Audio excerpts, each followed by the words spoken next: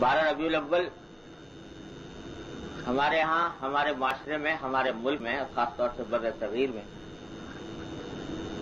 اس کو ایک باقاعدہ جشن، باقاعدہ ایک تہوار اور ایک عید کی شکل اختیار کر گئی ہے۔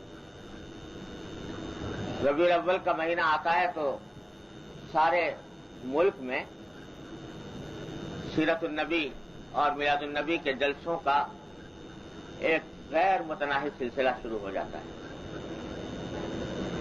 ظاہر ہے کہ حضور نبی کریم سرور دو عالم صلی اللہ علیہ وسلم کا مبارک تذکرہ، آپ کا مقدس ذکر، یہ ایسی بڑی سعادت ہے کہ جس کے برابر کوئی اور سعادت نہیں ہوتی۔ آپ کے ذکر کا سننا بھی، سنانا بھی۔ لیکن مشکل یہ ہے کہ ہمارے معاشرے میں اس ذکر، اس مبارک تذکرے کو اسی ربیع الاول کے مہینے کے ساتھ مخصوص کر لیا گیا، اور خاص طور سے 12 ربیع الاول کے ساتھ۔ کہا جاتا ہے کہ چونکہ آج کی تاریخ میں حضور نبی کریم سرور دو عالم صلی اللہ علیہ وسلم کی ولادت ہوئی، اس واسطے آپ کا یوم ولادت منایا جائے گا، اس کے مناسبت سے آپ کی سیرت کا بیان ہوگا، آپ کی ولادت کا بیان ہوگا۔ لیکن یہ سب کرتے وقت ہم لوگ یہ بات بھول جاتے ہیں کہ جس ذات اقدس کی سیرت کا یہ بیان ہو رہا ہے اور جس ذات اقدس کی ولادت کا یہ جشن منایا جا رہا ہے، خود اس ذات اقدس کی تعلیم کیا ہے، اور آیا اس میں، اس تعلیم کے اندر کوئی اس قسم کا تصور موجود ہے یا نہیں۔ اس میں کسی مسلمان کو شبہ نہیں ہو سکتا کہ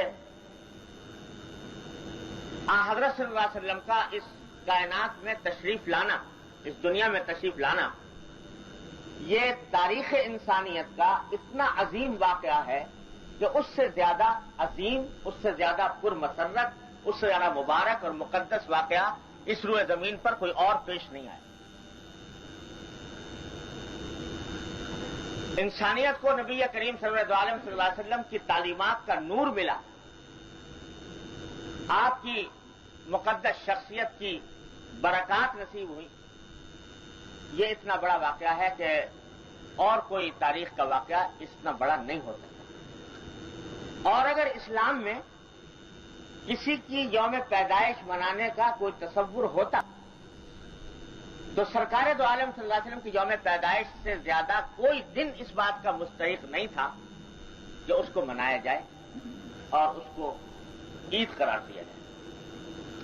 لیکن یہیں سے یہ بات معلوم ہوتی ہے کہ پوری حیات طیبہ میں، سرکار دو عالم صلی اللہ علیہ وسلم حیات طیبہ میں 23 سال آپ اس دنیا میں تشریف رکھی آپ نے نبوت کے بعد، ہر سال ربیع الاول کا مہینہ آتا تھا، کوئی سال خالی نہیں تھا ربیع الاول کے مہینے۔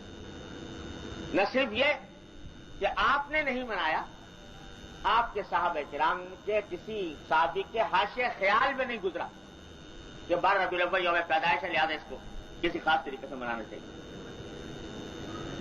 سرکار دو عالم صلی اللہ علیہ وسلم دنیا سے تشریف لے گئے اور خلافت راشدہ کا دور آیا، آپ 1.25 لاکھ صحابہ کرام اس دنیا میں چھوڑ کر تشریف لے گئے، 1.25 لاکھ، اور ایسے صحابہ کرام جن میں سے ایک ایک فرد سرکار دو عالم صلی اللہ علیہ وسلم کی کہ ایک سانس کے بدلے اپنی پوری جان نچھاور کرنے کے لیے تیار، ایسے جانثار، ایسے فداکار، ایسے عاشق دار صحابہ کرام جو ایک ایک ادا پر زندگیاں قربان کرنے کے لیے تیار ہیں۔ لیکن کوئی صحابی ایک بھی ایسا نہیں ملے گا جس نے ربیع الاول کے مہینے میں کوئی خاص اہتمام کر کے یہ دن منایا ہو، یا اس کے دن میں کوئی جلسہ منعقد کیا ہو، کوئی جلوس نکالا ہو، کوئی چراغاں کیا ہو، کوئی جھنڈیاں سجائی ہو۔ کیوں؟ اس واسطے کہ اسلام در حقیقت، شروع سے آپ اللہ سے عرض کرتا رہتا ہوں، یہ رسموں کا دین نہیں ہے، یہ رسموں کا دین نہیں ہے۔ یہ عمل کا دین، اس میں یہ قصہ نہیں ہے جیسے اور مذہبوں میں ہے کہ چند رسموں کا نام دین ہے، وہ رسمیں ادا کر لی تو بس چھٹی ہو گئی۔ یہ تو جنم روگ ہے، پیدائش کے دن سے لے کر مرتے دم تک ہر انسان اپنے اصلاح کی فکر میں لگا رہے، سرکار دو عالم صلی اللہ علیہ وسلم کی سنت کی اتباع میں لگا رہے، تو رسموں کا نہیں۔ یہ تصور جو ہے دن منانے کا، یہ ہمارے پاس آیا در حقیقت عیسائیوں سے۔ عیسائیوں کے یہاں بھی یہی ہوا تھا کہ حضرت عیسیٰ علیہ السلام کا یوم پیدائش منایا جاتا ہے کرسمس کے نام سے 25 دسمبر کو۔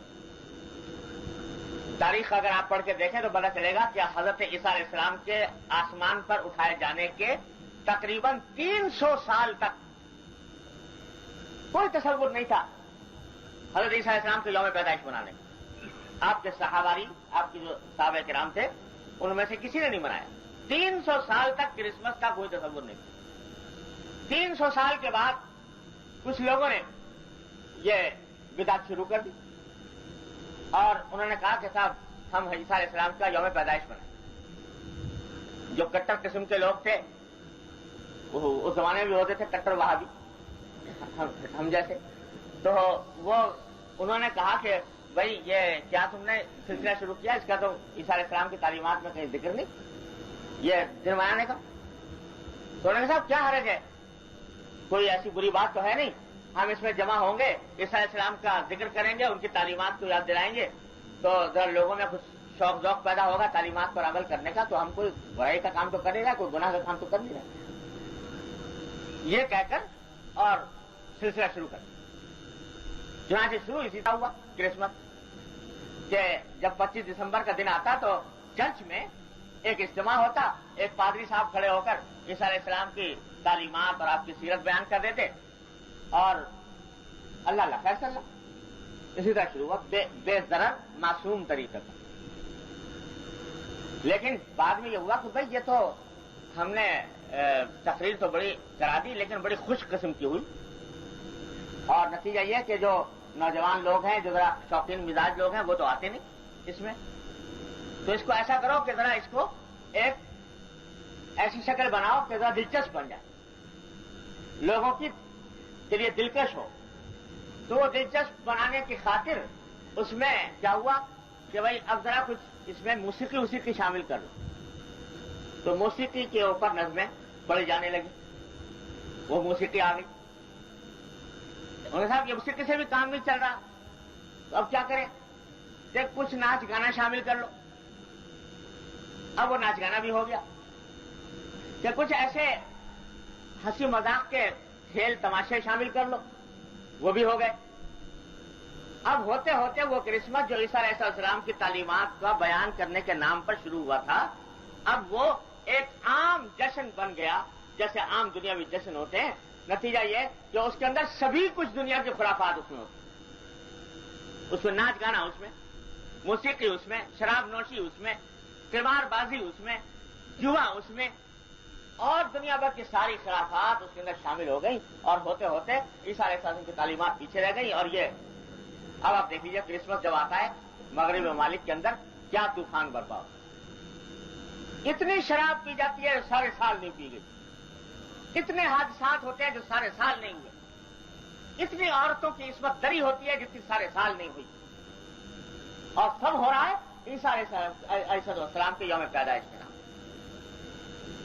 تو ہم اللہ تبارک و تعالیٰ جو یہ دین بھیجا ہمارے پاس، وہ انسان کی نفسیات اور اس کی چوریوں سے واقف ہے۔ وہ جانتے تھے کہ اگر اس کو ذرا سا شوشہ دیا گیا یہ کہاں سے کہاں بات کو پہنچائے، اس واسطے یہ دن منانے کا کوئی تصور ہی نہیں رکھا، نہ حضور کی سیرت میں، نہ صحابہ کرام کی سیرتوں میں، نہ اکابرین امت کی سیرت میں۔ بالکل اسی طرح جیسے کرسمس میں ہوا تھا 300-400 سال کے بعد کسی بادشاہ کے دل میں خیال آ گیا کہ بھئی یہ عیسائی لوگ مناتے ہیں یوم پیدائش عیسیٰ علیہ السلام کا، تو ہم حضور اقدس صلی اللہ علیہ وسلم کیوں نہ منائیں۔ اس نے شروع کر دیا یہ مولود میلاد کا سلسلہ۔ اس طرح چل کر یہ آغاز ہوا۔ شروع میں یہاں پر بھی ایسا ہی ہوا تھا کہ میلاد النبی ہوگا، اس میں حضور اقدس صلی اللہ علیہ وسلم کی سیرت کا بیان ہوگا، کچھ نعتیں پڑھی جائیں گی، یہی ہوگا۔ اب ہوتے ہوتے دیکھ لو کیا ہو رہا ہے کہ یہ تو سرکار دو عالم صلی اللہ علیہ وسلم کا معجزہ ہے کہ 1300 سال گزرنے کے باوجود الحمدللہ اس درجہ نوبت نہیں پہنچی جیسے عیسائیوں کے یہاں پہنچ گئی. لیکن اب بھی ذرا دیکھ لو کہ سڑکوں پہ کیا ہو رہا ہے.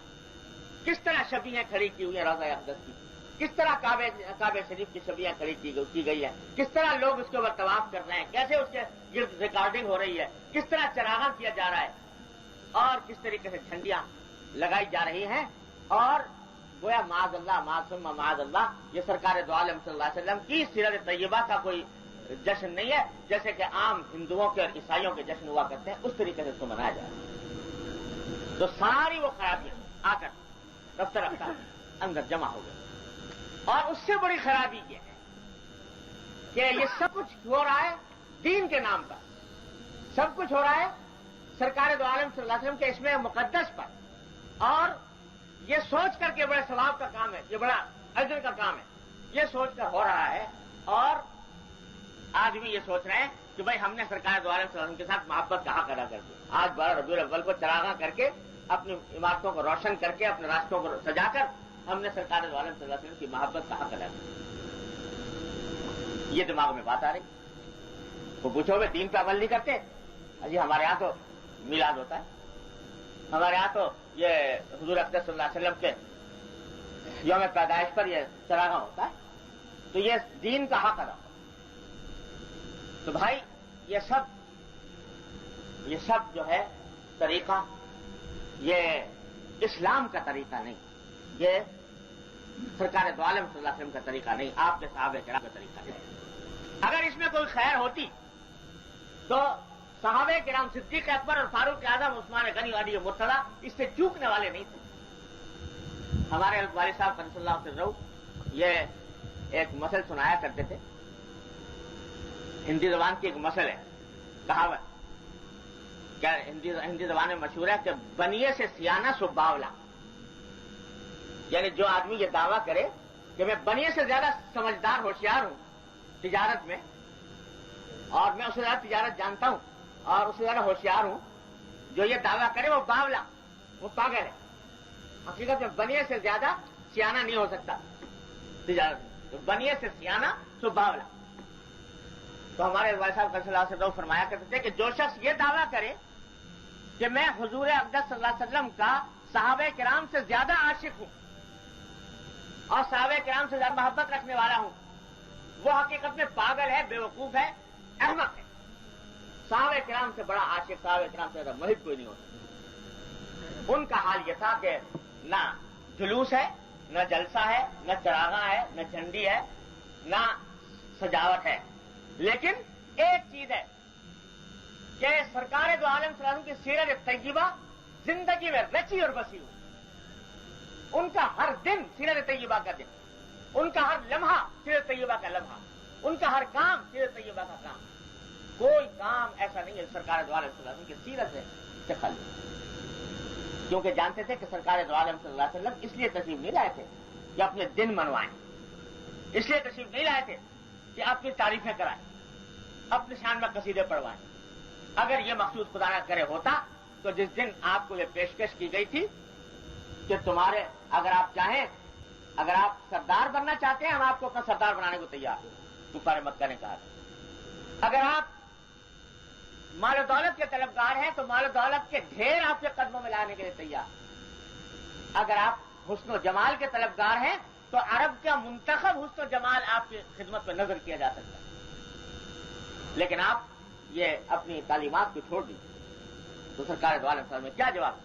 اگر آپ کو یہ مطلوب ہوتا تو اس دن قبول کر لے, سردار بھی بن جاتے, روپیہ پیسہ بھی بہت مل جاتا, ساری دنیا کی نعمتیں حاصل ہو جاتی.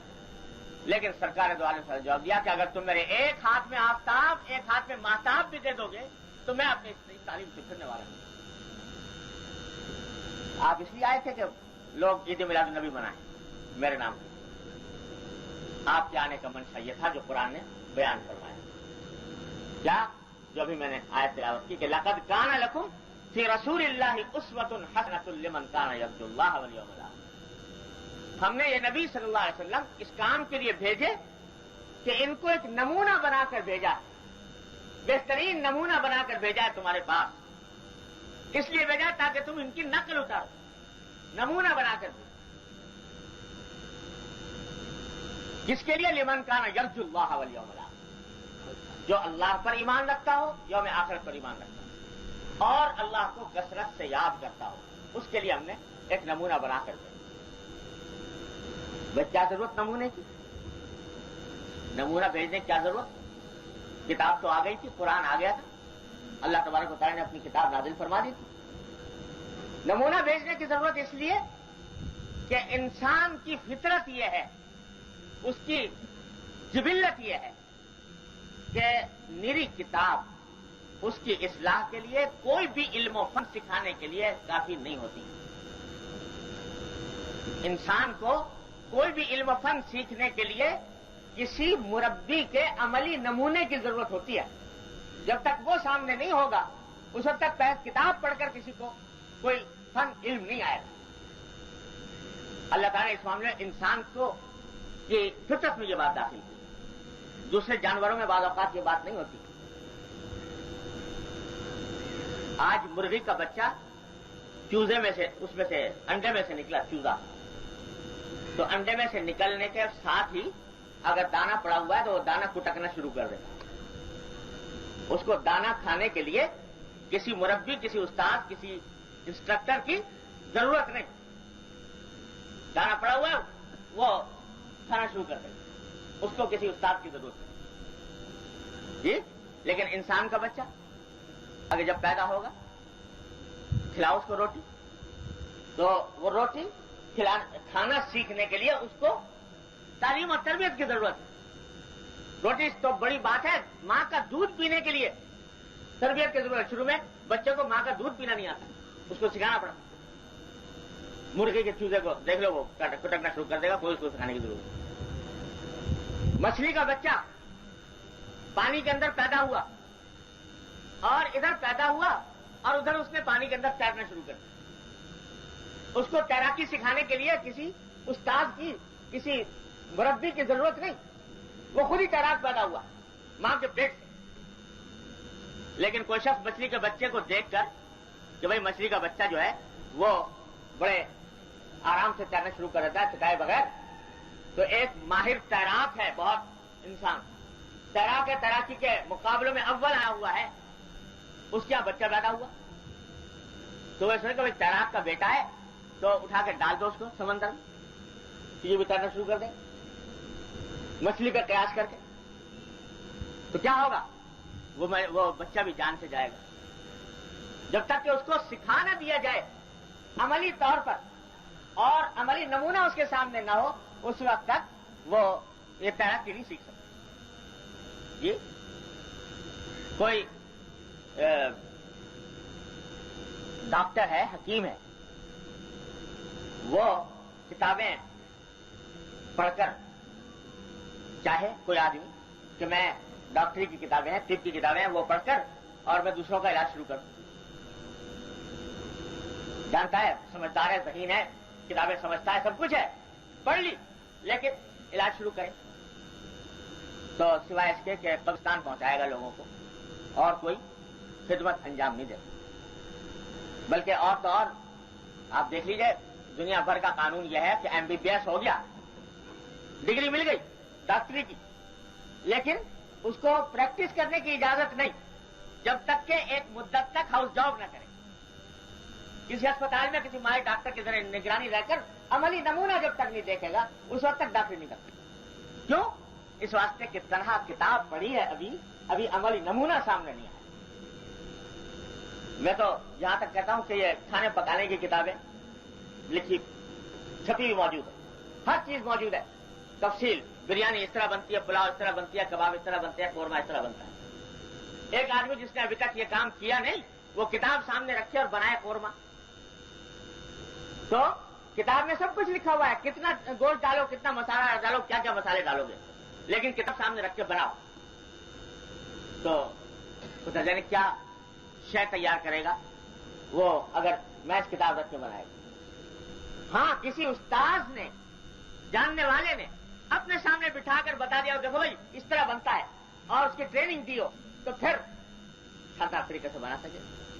تو انسان کی فطرت اللہ تبارک و تعالیٰ نے یہ رکھی ہے کہ جب تک کسی مربی کا عملی نمونہ اس کے سامنے نہ ہو اس وقت تک وہ آدمی کی ہدایت نہیں ہوتی، وہ علم و فن سیکھتا نہیں۔ اس واسطے اللہ تبارک و تعالیٰ نے یہ انبیاء علیہ السلام کا جو سلسلہ جاری فرمایا، در حقیقت اس کام کی کہ ہم نے کتاب تو بھیج دی، لیکن کتاب تنہا تمہارے لیے کافی نہیں ہوگی جب تک کہ کتاب کے ساتھ اس کتاب پر عمل کرنے کا نمونہ تمہارے سامنے نہ۔ تو حضور نبی کریم سرور دو عالم صلی اللہ علیہ وسلم کو آپ نے بھیجا اس غرض کے لیے۔ قرآن یہ لفظ استعمال کر رہا ہے کہ ہم نے اس غرض کے لیے بھیجا کہ دیکھو یہ ہم نے کتاب دی ہے تم کو، قرآن، یہ تو ہماری تعلیمات ہے اور یہ ان تعلیمات پر عمل کرنے کا نمونہ ہے، محمد رسول اللہ صلی اللہ علیہ وسلم۔ اور فرمایا، کیا خوبصورت تعبیر اختیار فرمائے قرآن شریف نے ایک جگہ، فرمایا لقد جاءکم من اللہ نور و کتاب مبین، لقد جاءکم من اللہ نور و کتاب مبین، کہ دیکھو تمہارے پاس اللہ تبارک و تعالیٰ کی طرف سے ایک تو کھلی کھلی کتاب آئی ہے قرآن، اور اس کے ساتھ ایک نور آیا۔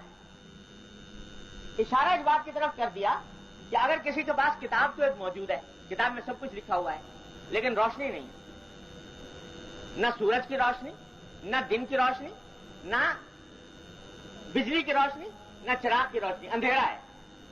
کتاب تو ہے لیکن چونکہ روشنی نہیں ہے تو اس روشنی کے بغیر اس کتاب سے فائدہ نہیں اٹھا سکتا۔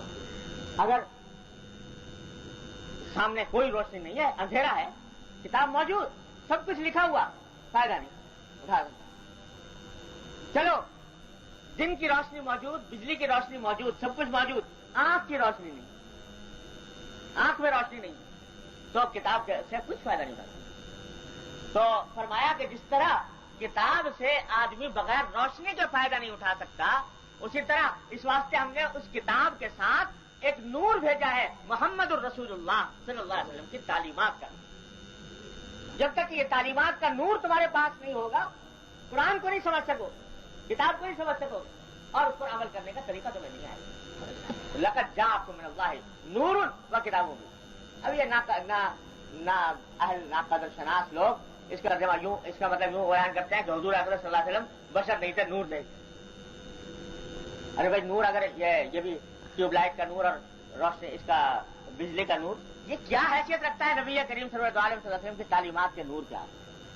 بتلانا اصل میں یہ ہے کہ حضور اقدس صلی اللہ علیہ وسلم جو کچھ تعلیم دے رہے ہیں یہ وہ نور ہے جس کے ذریعے تم کتاب مبین کو سمجھ سکو، اس کے بغیر کتاب مبین تمہاری سمجھ میں نہیں آئے گی۔ اس لیے بھیجا نبی کریم صلی اللہ علیہ وسلم کو کہ آپ کا نور، آپ کی تعلیمات کا نور یہ کتاب کی عملی تشریح کرے گا، یہ تمہیں تربیت دے گا، یہ تمہاری سامنے ایک عملی نمونہ پیش کرے گا، عملی نمونہ پیش کر کے دکھائے گا کہ دیکھو اس طرح عمل کیا جاتا ہے اللہ کی کتاب پر۔ تو اب ہم نے ان کو نمونہ بنا دیا، سرکار دو عالم صلی اللہ علیہ وسلم کو ایک عملی نمونہ، مکمل نمونہ، کامل نمونہ، ایسا نمونہ کہ انسانیت اس کی نظیر پیش کرنے سے عاجز، ایسا نمونہ ہم نے بھیج دیا تمہارے پاس۔ اس لیے بھیج دیا کہ اس کو دیکھو اور اس کی نقل اتارو، اس کو دیکھو، اس کی نقل اتارو، تمہارا کام بچ گیا۔ ایسا نمونہ بنا دیا، تمہارا کام یہ ہے کہ اس کی نقل اتارتے رہو اپنی زندگی کے ہر گوشے میں۔ باپ ہو تو دیکھو کہ فاطمہ کا باپ کیا کرتا تھا صلی اللہ علیہ وسلم، شوہر ہو تو دیکھو کہ خدیجہ اور عائشہ کا شوہر کیا کرتا تھا رضی اللہ تعالیٰ عنہ، جی۔ اور اگر تم حاکم ہو تو دیکھو کہ مدینے کا حاکم نے کس طرح حکومت کی۔ اگر تم مزدور ہو تو دیکھو کہ مکے کے پہاڑوں پر بکری چرانے والا محمد رسول اللہ صلی اللہ علیہ وسلم مزدوری کے طور پر کیا کرتا تھا۔ اگر تاجر ہو تو دیکھو کہ سرکار دو عالم صلی اللہ علیہ وسلم نے شام کی تجارت میں کیا طریقہ اختیار فرمایا، تجارت، زراعت بھی کی، مزدوری بھی کی، سیاست بھی کی، معیشت بھی، کوئی دنیا کا شعبہ چھوڑا نہیں جس میں حضور اقدس صلی اللہ علیہ وسلم کے پاس نمونہ موجود ہے۔ اس نمونے کو دیکھو اور اس کی پیروی کرو۔ اس لیے ہم نے بھیجا ہے نبی کریم صلی اللہ علیہ وسلم، اس لیے نہیں بھیجا کہ ان کا یوم پیدائش منایا کرو، ان کا یوم پیدائش منایا کرو، ان کا یوم پیدائش منایا کرو، ان کا یوم